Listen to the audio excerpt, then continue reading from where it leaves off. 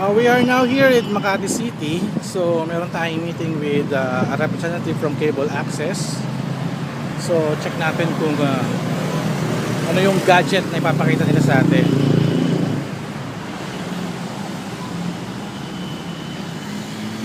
So, nangyari, sabi kasi, makita kami sa Army Navy sa New Glorieta. So, pupunta ako sa Glorieta 5.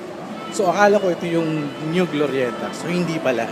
So, the New Glorieta yung ginawa itong bago. So, lakad tayo ulit.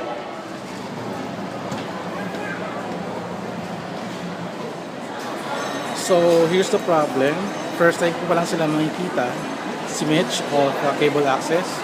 And hindi ko alam kung ano yung tsura niya. So, hi, hello. Hello. So, I'm doing a video vlog. It is suddenly our vlogger friends are here. Hi, guys. So, yun. Actually, baka nga yun yung kamiting nila. So, well, the old-fashioned way. Sorry ko, yun yung text mo, anong color ng damit mo. Alright. Oh, it's Christmas time now here in Glorieta. So, we are here at the Army Navy. So, sino yung kamiting ko dito? Okay. You're Mitch? Hi, hello. So, na-meet ko na yung mga taga-Cable Access. Actually, yun nga, i-review ko yung Caterpillar or Cat Phone. Hindi yung pusa, Caterpillar. Hindi Caterpillar, yung brand na gumagawa ng mga bulldozer, yung pang-construction. So, may phone silang bago.